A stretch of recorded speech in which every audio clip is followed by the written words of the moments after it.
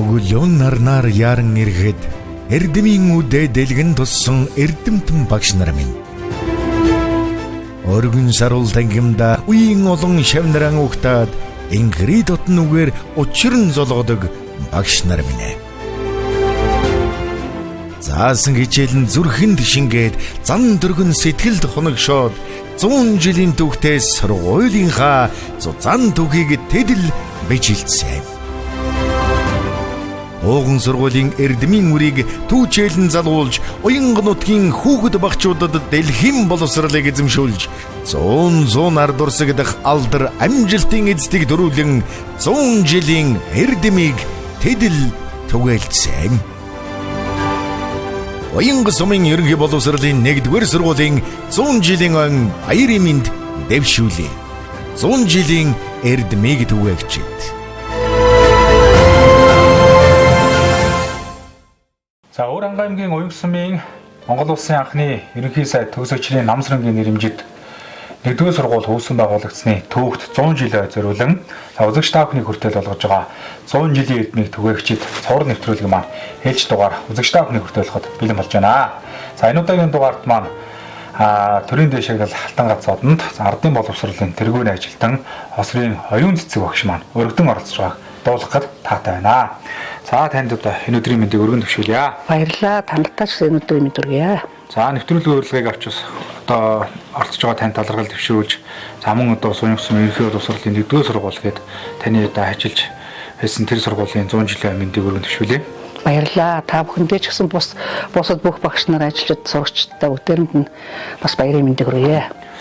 За тэгэхээр одоо хоёулаа нэвтрүүлгийн хүрээнд бол одоо таны туулж өнгөрөөсөн ажил амьдрал, за тэгээд одоо гэр бүл, за багш хэмээх сайхан мэрэгжил гэдэг одоо бүхий зүйлийн талаар ярина. Тэгээд та бол одоо хэн гэдэг айлын хэд хүүхэд байна, хаана төрж гисэн тэр зүйлээс ярьж эхлэхгүй да. Миний аавыг Осор, ээжийг Банзарж гэдэг. Аав маань Нягтлан бодгч мэрэгчлээ, ээж маань багш. Би 1959 онд одоо энэ Осор гэдэг айлын ууган охин болж Өвөрхангай аймгийн 10 хэр суманд төрсөн. Аав маань бол Өвөрхангай аймагт 1956 онд одоо томилогдож Нягтлан бодгчоор ажилласан. Ээж маань 1958 онд багшин сургууль төгсөөд өөрийнхөө одоо өнгөн нутагтаа ярьж ажиллахаар ингэ томилж ирсэн байдаг.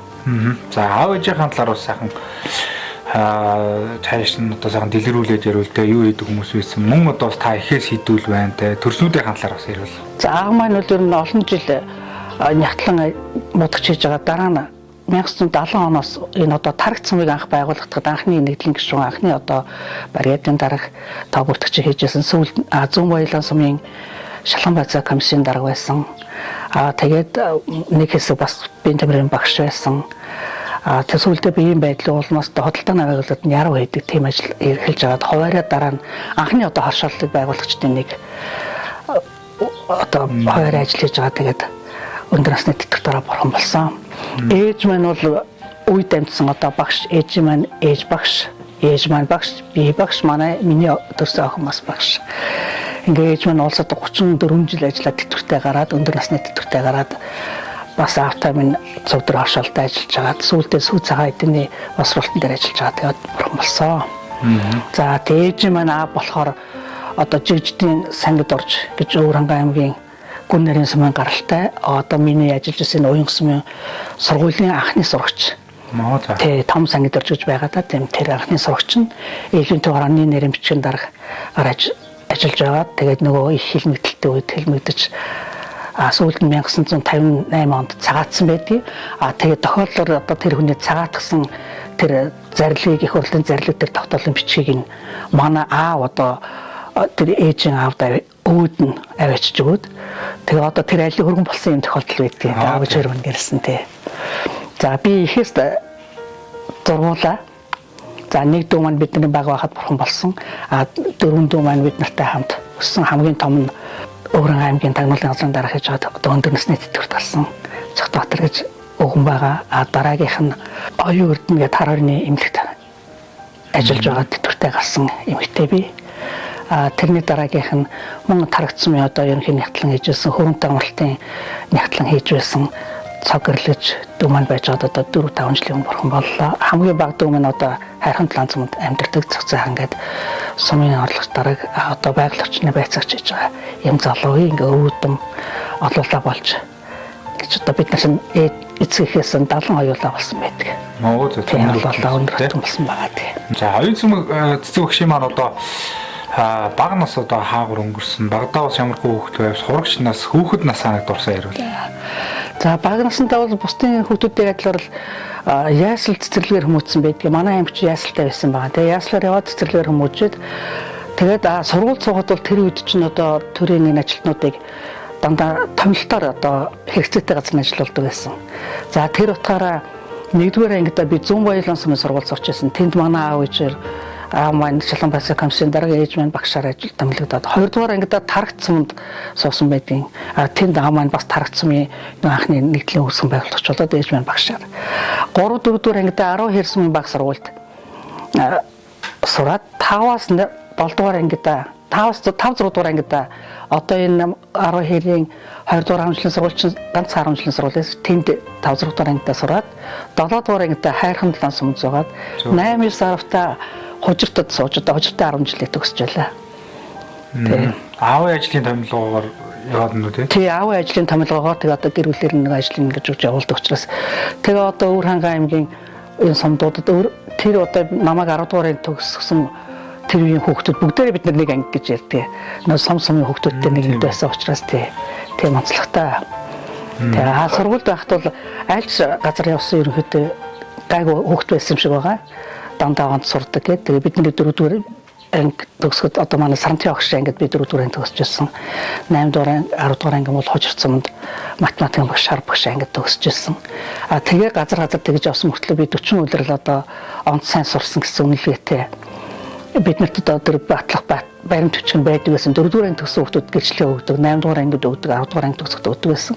Тэгээд 40 үлрэл онц төгссөн гэдэг 76 онд одоо 10-р ангийг алтан медальтай төгсөж байлаа. Тухайн үед манай аймгаас алтан медалаар төгссөн хүүхдүүд дасарсан байсныг тэр үеийн төгсөлтөн дээр 7 хүүхэд алтан медальтай төгссөн байдаг. Тэрний нэг нь би байдаг. Хожирцсамаас 4 хүүхэд 12-ээс 10 жилээс 3 хүүхэд ингэ төгссөн байдаг. Тийм нэг түүх байдаг.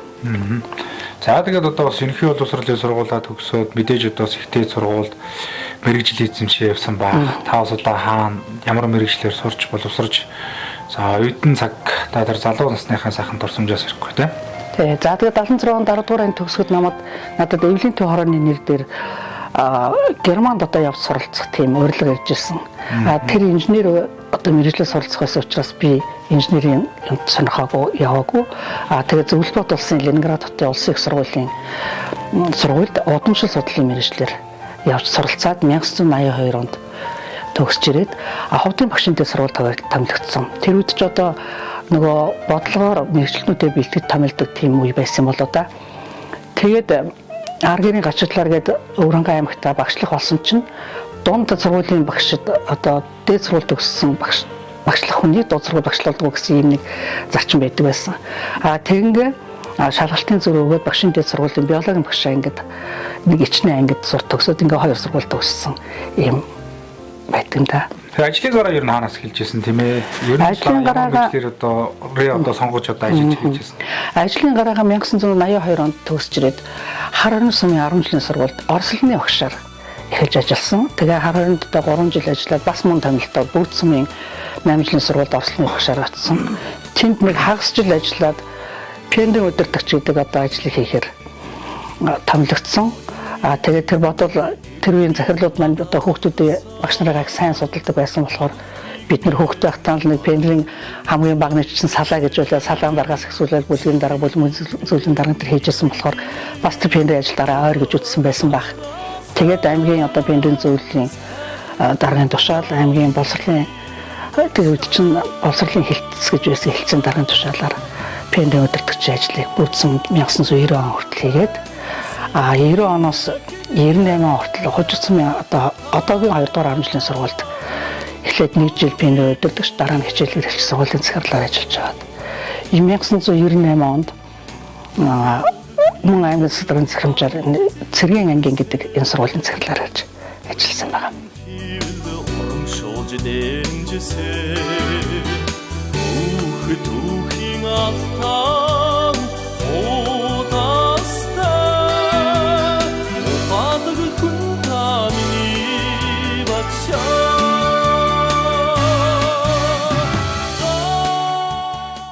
Тэгээд цэргийн ангийн сургууль маань 2004 онд одоо нөгөө улс орон даяар газар өмчлөлийн ажиллагаа эхлэхэд тэнд онцгой объектын газар одоо нөгөө ажилтаа албаа агчид нь газар өгөхгүй, суурьшлийн газар өгөхгүй гэсэн тийм журамтай учраас 12-ийн төв рүү нөгөөд 420 хүүхэдтэй сургууль маань 2 өдөр 90 хүүхэдтэй болсон. Ээж аваагаа дагад аймгийн дөрвөө шилжээд. Тэгээ манай сургуулийг одоо аймгийн цэцэглэр боловсролын яамны сайдын тушаалаар татан буулгаад би уян сум руу тэгээ аймгийн төвд томилогдсон л да. Тэгсэн уян сумын засаг дарга, уян сумын сургуулийн захирланд хоёулаа ирж одоо манай сумд албан босуулсарлын арга зүйч гэж ажил маш хэрэгтэй байна. Энэ ажил зогсоод байна гэдэг тийшээгээ одоо урилга томилтоор явж байсан да.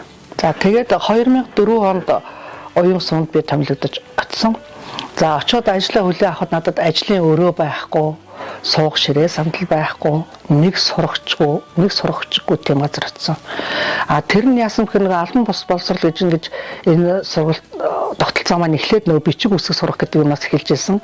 Тэгээд дараа нөгөө нэг сургууль завсарсан хүүхдүүд рүү сурах гэсэн хэмжээр орж ирсэн учраас яг тэр шилжилтийн үед одоо тэднийх бол зогссон ерөөсөө ажиллах болсон хүчин хөрөлцөхгүй тийм байсан байл л дээ.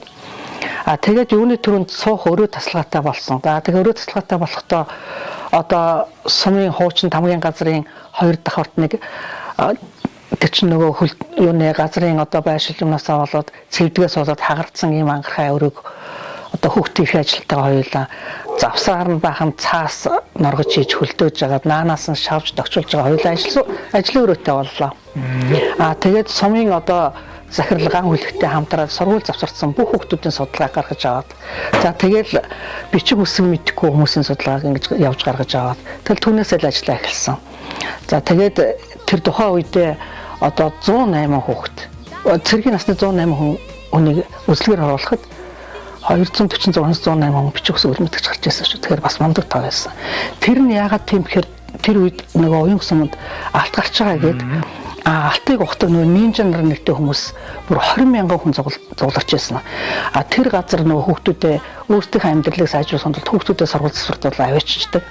Мөн орон нутгаас ч бас завсардуулаад авчирдаг. Зөвхөн Баян-Мөлгийн аймгаас бусад бүх аймгаас тэнд одоо хүмүүс очиж тэр алтыг ухаж өөрсдийнхөө амьдралыг сайжруулах гэж түүний золиосонд хүүхдүүд нь сургууль сууж чаддгүй тийм болсон байсан. За ингээд 2006 оноос тэр олон улсын хөтөлбөрийн байгууллага одоо энэ хүүхдүүдийн дэвшрүү хөтөлбөрийг устгах гэсэн нэг юм хөтөлбөр Монголд оруулж ирээд тэр ажлыг эхлэхэд Урангай аймгийн уян сумын одоо алтыг түшгэлж бас энэ хүүхдүүдийг сургалтанд хамруулах хэрэгтэй юм байна гэдэг өнцгөөд нар олж харсан учраас тэр ажил над дээр даалгадаж ирсэн. Тэгтээ бас багаараа ажилласан. Багаараа бол одоо аймгийн хүүхдийн байгууллага бас сумын тамгийн газрын хүмүүс ингээ хамтарч ажиллаад эхлэхэд тэгээ судалгаа аваад тэг яг үлтийн тэр уурхай ажиллаж байгаа алт огч байгаа тэр одоо нөхөн дотор шороон дотор анхны одоо гэр сургууль гэдгийг байгуулсан байна. Тэрэнд бол одоо ерөнхийдөө бол орон нутгийн хүүхдүүдийг байх ёстой ч гэсэн бусад аймгийн хүүхдүүдээ гэдэг тэрний нэг 47-8% нь яг манай уян сумын хүүхдүүд бусад хүүхдүүд нь бусад аймгийн хүүхдүүд одоо 15 хүртэлх насны хүүхдүүд сургууль завсарсан хүүхдүүдийг хамруулж 2 жилд одоо яг өвөл зөнгөө хичээлдэг байсан. Өдөрт нэг 70 хүүхэдтэй өдөөс өмнө нэг анги, өдөөс хойш нэг анги тэгээд ганцаараа ажилладаг байлаа шүү дээ.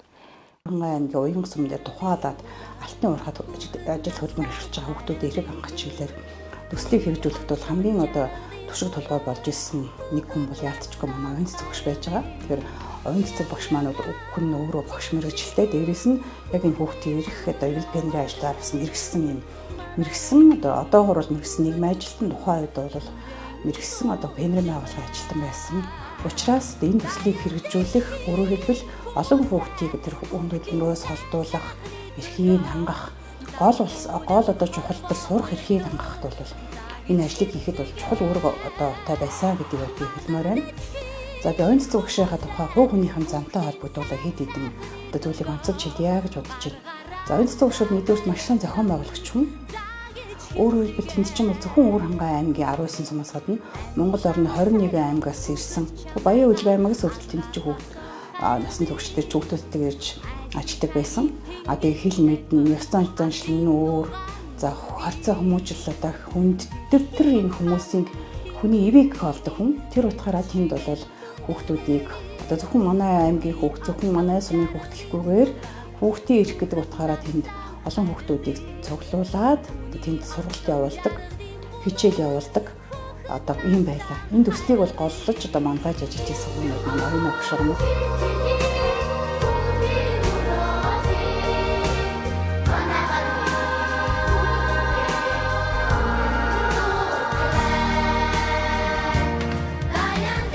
За энэ одоо Бүрэгдийн ам гэж Уянга сумын Үлтийн хөндийн Бүрэгдийн ам гэдэг газар.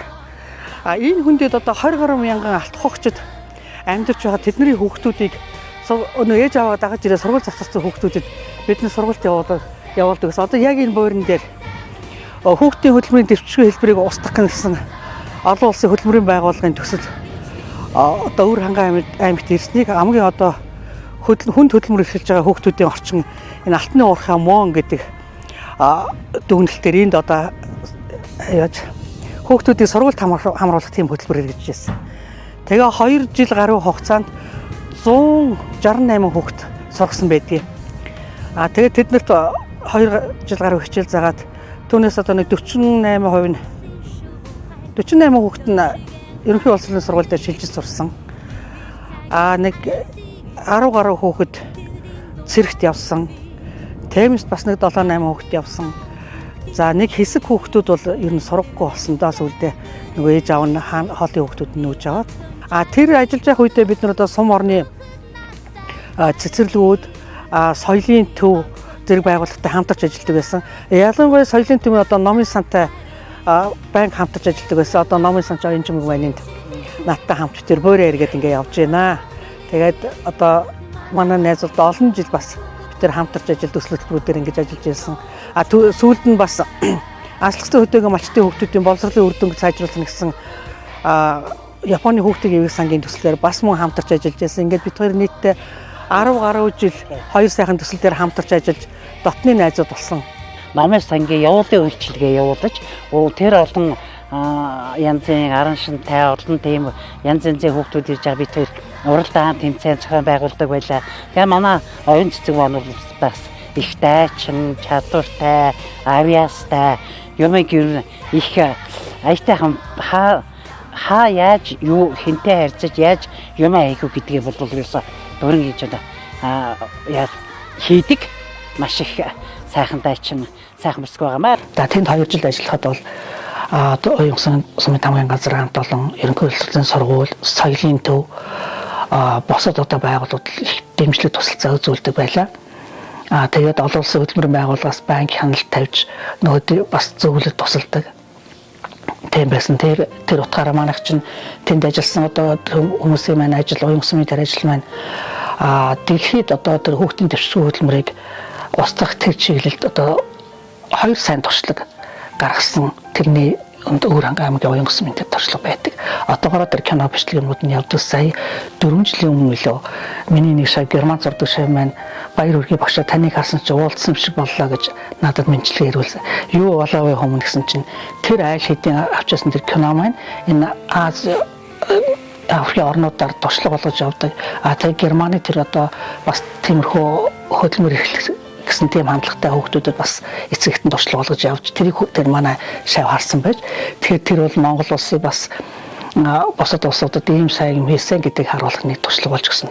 Би их баяртай байдаг юм. Хүн энэ төсөлчин бол Аздаа, зүүн Аздаа бол бас төслийн одоо энэ арга барил нь ажиллаж байгаа хүмүүсийн хандлага, мэдлэг, хандлага, ур чадвар бол зүүн Аздаа үнэлэгдэжсэн шүү дээ. Тэр утгаараа манай хэрэгжүүлсэн төслийн маань үр дүнг, арга барилыг бол зүүн Азийнхан бас сонсож авчирсан. Тэгэхээр бид нар бол зөвхөн Уянга сумн дээр байдаг тэр 30 гаруй мянган хүмүүсийн хүүхдийн асуудлыг одоо шийдвэрлэж зогсохгүй энэ сайн туршлага болж дэлхийд дахин түгээн дэлгэрүүлж ясан утгаараа бол бас багшийнхаа ур чадварыг бол манлайлж хэлмээр байна. За ингээд энэ үр дүн хүрсний дараа манай нөгөө насан турш албан бус улс орны төв маань өргөжөөд сургуулийн захирал маань дэмжиж нөгөө завсарсан олон хүүхдүүдийг сургуульд хамруулад ирэхэд бид нарт одоо тусгай баг сургууль хэмжээтэй болонгууд төсөв одоо оронтон дээрээ нэмж одоо төлөвлөлт төсвөлж батлуулад би бүр эхлээд 4 Ахмад багш маань ажиллаж байсан сүүлдээ 4 одоо тэтгэврт гарсан багшийн дараа 7 одоо нэг төгсөлтийн 7 багшийг авч ажиллуулжсэн мэрэгжил бүрийн. Тэгээ одоо хүүхдүүдийн тоо маань бүр 198 хүрч багахан сургуулийн хэмжээтэй тийм болж хөдөө орон нутагт анхны одоо албан боловсролын төвийг сургуулийн хэмжээний болж тэгж хүмүүс манайхан бол байгуулж байлаа.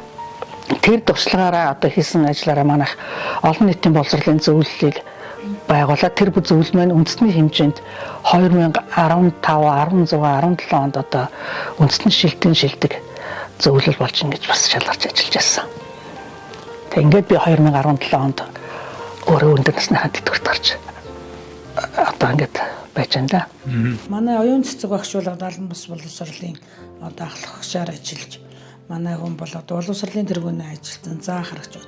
За багш маань одоо ерөнхий хүнийхээ хувьд бол маш их сайн. За хүмүүстэй багш нартайгаа сурагчтайгаа маш илдэг харьцдаг, эднэртэй одоо зааж зурдаг, зөвлөдөг.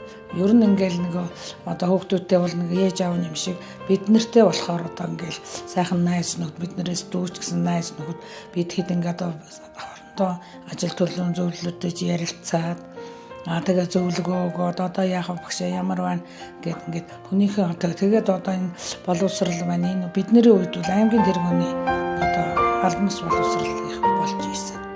Албан бусын маань эрхлэгч багшаар ажиллаж байгаа оюун цэцэг багштай өнөөдөр одоо бас 100 жилийн эрдэм төвөгч гэсэн нэвтрүүлэгт орж байгаад баяр хүргэе. Урт насалж удаан жаргаарай. Одоо улам их залуучид сайхан болж байгаа гэж юурой. Баярлалаа.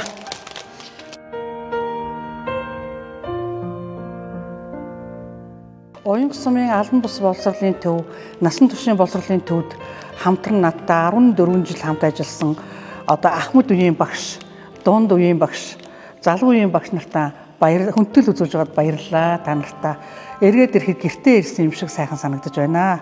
Та бүхэндээ ажлын өдөр амжилтыг урт удаанаас эрүүл энхийг хүсэн өрөөё. Сумын нөгөө хөгжлийн бэрхшээлтэй иргэдийн төрөмс байгууллагатайгаа оюун цэцэгчдийн албан бус боловсролд нь хамрах хөвгөдөд хамруулж хамтарч ажилладаг байсан. Юмыг бол ер нь бол тултлан хийгдэг. Ерөөсөн цалгардуулах ажилд бол үнэндээ дургу яс хийдэг юм л багш. Би 2014 онд одоо сургуулийн анх төгсөж ирээд насан туршийн боловсролын төвд байгалийн ухааны багшаар одоо оюун цэцэг багшийнхаа удирдлагаар ажиллаж байсан. За оюун цэцэг багш маань бол одоо шинэ төгсөж ирж байгаа залуу багш нартаа нэлээд шаардлага тавьж заавал одоо өөрийнхөө хийлгий гэсэн зүйлийг хийлгэж одоо ямар нэгэн байдлаар одоо чи заавал хийх ёстой. Хийхдээ маш нухацтай хариуцлагатай хийх ёстой гэдэг бол одоо биднэрт өөрийн биеэр үлгэрлэж одоо ажлын цаг дууснаас хэдэн ч цаг сунгаж хамаагүй нөө хийж дуусгаж явуулдаг байсан. Ийм учраас бид нар бас ажилдаа одоо удаан цагаар суух, ажлын бүтээмжтэй ажиллах, ажлын цагтаа ажиллаа дуусгах, хэрвээ ажлын цагтаа дуусахгүй бол ажлаас одоо цаашаа цагаа сунгаад ажиллаж дуусгах гэдэг ийм шаардлагыг тавьдаг байсан.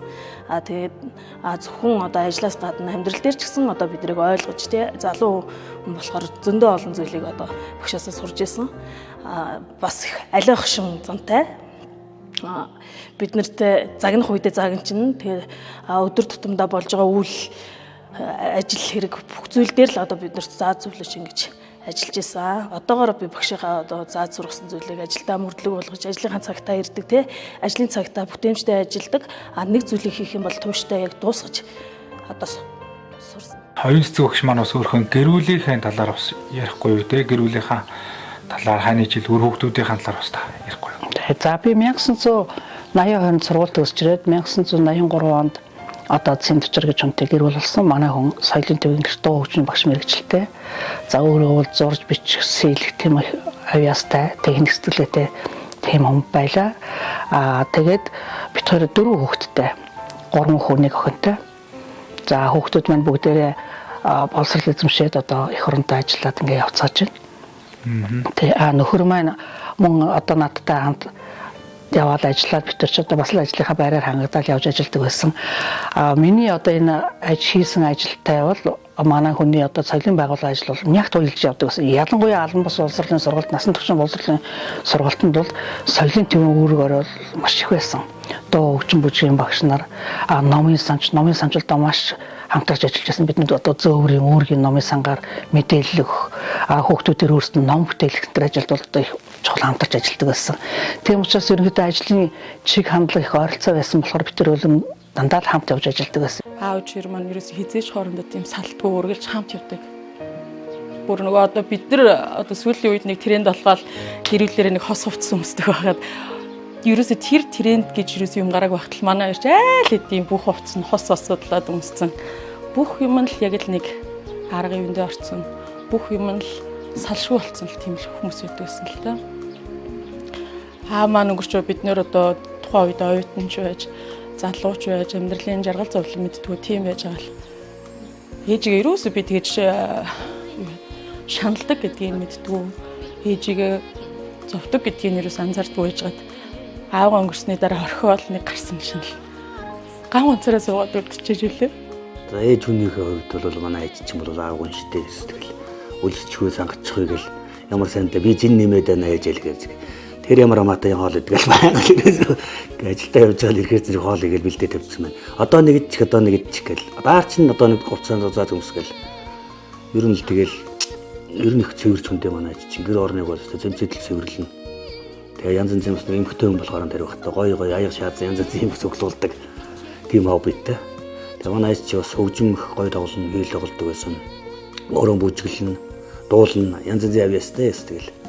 Манайд ч одоо тэгээд ээжээсээ өвлөх юм хэр хаяа нэг ганц нэг дуу аялах юм да. Тэгээ өөч юу гоо манайхан ч ер нь тэгээд манай дүүнэр чинь бүгд л бас л ээжийг дуурайсан урлагийн л голцоо авьяастай шүү дээ. Манай нэг эмхтэй дүү чинь бас бүжиглэн янз янзын гоё юм ойн. Манай эрэгтэй дүүнэр чинь бас зарим хөгжим тоглосон, зарим бас дуулж молнаа. Бас бүжиглээд тах шиг гэдэг зарим тэр нууснууд аяас бол байгаа. Юу ч би буруу хийсэн бай, юу ч одоо юу гэдэг юм болохгүй бүтэхгүй юм хийсэн бай. Тэрнээс дандаа юм сурал гэсэн юм л заадаг. Одоо багтаа бол би өөрөө бол их л хөдөлгөөнтэй хөхд байсан. Бага бахта одоогийн миний нэг мэддэг, чаддаг, хийдэг байгаа юмнуудыг л анх сурах чахтал их л юм сүтгэдэг байсан юм шиг байна. Тэрийг хизээч чи зудлаа чи буруу юм хийсэн байна. Эн чин болохгүй шүү гэж юусоо хизээч ярьж байгаагүй.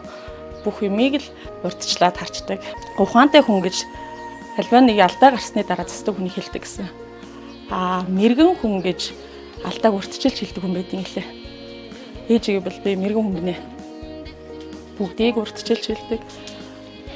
Урдчилж хэлсэн юм болгоныг хийгээл явж л байхтал зөвл хийдэг.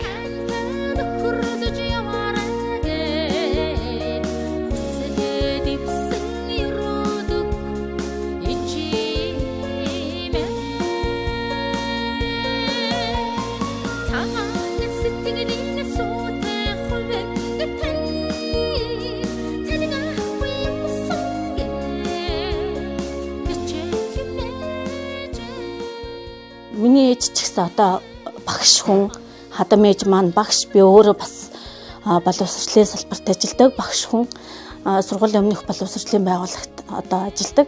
Тэгээд одоо энэ ажилд ажиллаж байгаа боловсролын байгууллагт ажиллаж байгаа хүний одоо өнцгөөс ингээ хараад хэлэхэд хоёр ээж маань төрийн төлөө, тэр боловсролын салбарын төлөө, түмний хүүхдүүдийн төлөө хичнээн сайхан хичээнгүү сэтгэл зүрхээ зориулж ажиллаж байгаа энэ эрхэм чанар нь бол одоо надад бол энэ тусаж тэгээ би одоо яг ингэж төрийн төлөө тэгээ боловсролынхаа төлөө ингэж ажиллах хэрэгтэй байна гэдэг зүйлийг энэ хүмүүсээс одоо олж авсан ийм сайхан чанарыг надад одоо бий болгож өгсөн одоо хоёр ээжтэй бас талархдаг. За тэгээ ээж минь урт насалж бас үр ачнараа сайхан үзэж байна. Одоо 30 жичээ үзээд урт насалж өндөр сайхан наслах болтугай.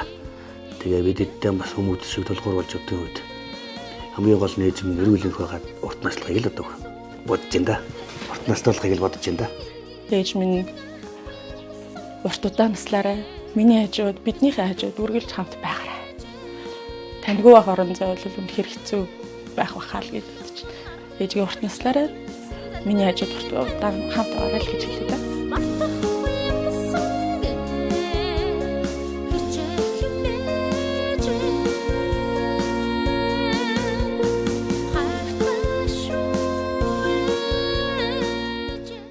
бол одоо ажиллах одоо бүхэл мөчтөө тэр орон газартаа бол амжилт гаргаж за одоо ард түмний хүүхдүүдийг нийгэмшүүлэх амьдралд нь одоо зөв зөвтэй явах гэдэг бүхэл зүйлийг бол заа сургаж байсан байна. Тэгээд таны ер нь тэгээ яг амьдралын мөрдлөг гэдэг юм уу тийм ээ одоо бас нэг зарчим одоо юу байдаг вэ гэж бас асуумаар байна. Би бол одоо ер нь ямар ч хүнд хэлдэг ихэн сурах дааж, ажиллаж хөдөлмөрлөхдөөж, амьдрахтааж чин сэтгэлээс хандах. Энэ бол миний нэг номерын одоо хүмүүст хүүхдүүд хэлд уламжилдаг зарчим. Аливаа зүйл чин сэтгэлээ ханднаа гэдэг чинь өөрөө үнэн чинээ, бүр сайн сурнаа, учир утга ялгааг нь сайн олж мэднэ гэсэн цаанаа их олон агуулдаг байдаг учраас хүн бүрт би ер нь хиндж байсан ямар ч одоо ажил юм сэтгэлээс ханд гэдэг юм өөрөө ойлгодог. Тэгээ үүнийхээ дараа болохоор хүүхдүүдийг сурч мэдгэтэн одоо зөв амьдрахтан, чиглэгтэн гэсэн хандлагуудыг дандаа хэлж зөвлөж ярьж л ингэж явдаг та. Хүнийх нь хувьд бол шударга зарим хүн ийлэлжээд адчулж байдаг. Тэр нь дандаа юу яаж хийдэг. Тэр ажил нь бүтэж байдаг. Ямар ч байсан бид дөрөв хамтран оюун цэгийн нийслэл хоёр зохион байгуулалт явсан ажлууд бол ямар ч байсан бүтэмжтэй л байдаг. Ямар тийм яг л нэг багш хүн ямар ах ээж хүн ямар ах тийм шиг одоо хүртэл бид холбоонд аслаг байгаа бидний 4 хүүхдийн 3-т нь хичээл зааж байсан. Оюун цэцэг багшийн хувьд одоо бас энэ хүүхдийн байгууллагаар бас олон жил явж энэ одоо Монголын одоо хүүхдийн байгууллагын салбарт бас өөрийнхөө мэдлэг оюунаа зориулсан хүн одоо пианарын байгууллага гэдгээс давхуулаад тэгээд энэ талаараа бас ярихгүй да. За би 1982 онд сургууль төгсөж ажиллаж байгаад 86 онд Бүрзмийн пианарын ахлах өдөртөгчөөр хэл томлогдож ажиллаж байсан байна. 1991 он хүртэл пианарын өдөртөгч хийж байгаад тэгээд нөгөө пианарын байгууллага маань хүүхдийн байгууллага бол шилжих үед сургуульд одоо хичээл эхлэгчээр үлдчихсэн. Хүүхдийн байгууллага болж одоо өөрчлөснийхаа дараа явсараа одоо хүүхэд гэр бүлийн хөгжлийн гэсэн юм том статустай болж ажиллаж байгаа. Энэ маань хүүхдийн байгууллага маань хүрээгээ зөвхөн одоо багчуудад хүүхдүүдэд сургуулийн хүүхдүүдэд чиглэгддэг байсан бол одоо бүх хүүхдүүдэд, бүх эцэг эхчүүдэд, бүх гэр бүлүүдэд зориулагдсан гэж үйл ажиллагаанд тэлж ажиллаж байгаа ийм сайхан байгууллага. Энэ байгууллагт бид олон жил сайн ажиллаж, олон хөөрхөн хүүхдүүдтэй хамтарч ажиллаж, олон сайхан хүмүүстэй нэгдэж, санаа бодлоо нэгтгэж, их орныхоо төлөө энэ хүүхдүүдийн багчуудын ирээдүйн төлөө ажиллаж байснаа бахархаж явдаг. Тэгээ энэ миний одоо бахархаж явсан тэр ажлын минь үр дүн энэ жил 2025 оны Улсын баярын буюу ардын хувьсгалын 124 жилээр миний хийсэн ажил үйлсийг одоо төрөвнөлж хөдөлмөрийн гавьяаны улаан туудангаар шагналаа. Та одоо энэ 100 жилийн түүхтэй оюун сумын одоо сургуулийн талаар бас бодж өгдөг зүйлээ бас ярихгүй юу тийм ээ? Оюун сумд би хайртай. Яагаад гэхээр оюун сумд миний одоо аав ээж ах トゥ байхгүй мөртлөө тэнд намайг дуудаж авсан одоо уриалга нь юу байсан гэхээр миний одоо өвгөн эцгийн тэр сумдаа сургуульдаа эргэж хийж бүтээх байсан юмсан гэсэн шин сэтгэлийн бодол нь намайг тэнд аваадсан баг гэж боддог. Тэр хүн хэдийгээр тэрийг гүйцээж хийж чадаагүй хэлмэгдээд одоо ингээд явсан ч гэсэн тэр одоо өөр хүүхэд нь тэрийг одоо гүйцээх тийм бэлэгдэл байсан баг гэж боддог. Тийм учраас өөрөө тэр хүн тэнд анхны сурагч нь байсан баг. Тэгээд би бол ямар ч уянгад очиж үзээчгүй, ямар ч төсөөлөлтгүй байж очиж ажилласан. Уян сургууль усан бол үнэхээр одоо хангаагаа гослон сайхан сум. Ард түмний нэг сэтгэл тэнэн хүнд тусрахаг хүн одоо нандин тийм нэг тийм одоо хүнд нэг торгон мэдрэмж өгдөг тийм одоо сум. Одоо би уян сумд 11 жил ажиллахад яг өөрийнхөө төрсөн нутаг шиг тийм одоо татан тассан. Тийм олон найз нөхдөдтэй, тийм одоо сайхан амьдралтай, миний амьдралын сайн сайхан бол одоо уянгад байсан. Тийм учраас би уян сумтай хайртай. Уян сумынхаа сургуульд бол ер нь бол нөгөө бас нэг үед дамжсан гэдгээрээ байдаг юм уу? Бас л дотно. Үеийн одоо захирлуудаа гаан хөлөө багш намайг аваачсан, дараа нь баяр магнаа захирал байсан, одоо туулагч байгаа. Бүгдтэй хамтарч ажиллаж байсан. Уян сум бол ерөнхийдөө тийм одоо хүнийг зөв одоо чиглэж гойлдоршуулах, хүмүүсийг одоо ингээд мэдлийн хүрээг нь тэлэх. Ялангуяа хүнийг оюунжуулах талдаа тэр нутаг усных нь агаар нь байдаг юм уу? Одоо тэр сайхан ариун ургамал нь байдаг юм уу? Уул ус нь байдаг юм уу? Тэр талдаа хэвэлтэй нутаг гэж боддог. Өрөнгө аймгийн уган сургуулиудын нэг уян сумын ерөнхий боловсролын 1-р сургууль үүсэн болсны түүхт 100 жилийн хүрээнд одоо хийгдэж байгаа энэ нэвтрүүлгийн ус урилгыг авч өнөөдөр сайхан өөрийнхөө одоо ажил амьдрал болоод бүхий л одоо сайхан зүйлийн талаарс мэдээлэл өгч одоо ярьцлага өгсөн танд бас талархал хөвчүүлье. Тэгээд бас таныг бас энэ би тэрийг үзэж байгаа нийт уянхчудаа уянх сумын сургуулийн нийт одоо ажилтаа албаа хаагчид сурагчдад бас ерөөл үг 100 жилийн мэнд дэвшүүлээч гэж хүсэх байна. За уянх сумынхаа одоо үе үеийн нийт ард гэдэг үе үеийн одоо боловсролын байгууллагын ажилтнууд, удирдлагууд, хүүхдүүд уянх сумынхаа нийт ард түмэндээ уянх сумын сургуулийн үүсгэн байгуулсны 100 жилийн баярын мэндийг хүргээд та нартай үргэлж одоо ашигт мөнхийн дээшээ явахын үлзэтэй сайхан өрөөлийг өргөё. За баярлалаа. Таньдаа ч гэсэн бас нэвтрүүлэг үзэж байгаа нийт үзэгчид болоод нутгийн хаар дэрэгдээ өмнөөс хэрүүлэг саруу сайхан урт удаан насыг хүсээрөө. За баярлалаа. За энэхүү Өвөрангай аймгийн уянх сумын Монгол Улсын анхны ерөнхий сайд Төгс Өчрийн Намсрангийн нэрэмжид 1-р сургууль үүсгэн байгуулагсны түүх 100 жилийн хүрээнд одоо үзэгч та бүхний хүртэл болгож байгаа. 100 жилийн эрдмийг түгээгчид цуврал одоо нэвтрүүлгийн маань ээлж дугаар хийн түрээд өндөрлөж байна. За өнөөдрийн дугаарт маань Алтан гад содонд ардын боловсролын тэргүүний ажилтан Осрын оюун цэцэг багш маань өргөдөн орцлоо. Ингээд нэвтрүүлэгт хамт байсан та бүхэндээ баярлалаа. Дараагийн дугаар уулзлаа. Түр баяртай.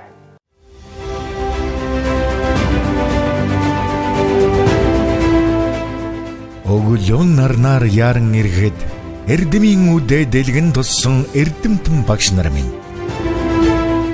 Өргөн саруул тангимда үеийн олон шавнаран угтаад ингри дотн үгээр учран золгодог багш нар минь. Заасан хичээлэн зүрхэнд шингээд зан дөргөн сэтгэлд хоногшоод 100 жилийн түүхтэй сургуулийнхаа зузаан түүхийг тэдэл бижилсэн. Ууган сургуулийн эрдмийн үрийг түүчээлэн залуулж, уянга нутгийн хүүхэд багчуудад дэлхийн боловсролыг эзэмшүүлж, 100 ард урсаг дах алдар амжилтын эздэг дөрүүлэн 100 жилийн эрдмийг тэдэл түгээлсэн. Уянга сумын ерөнхий боловсролын 1-р сургуулийн 100 жилийн өн баярын мэнд дэвшүүлээ. 100 жилийн эрдмийг түгээгчид.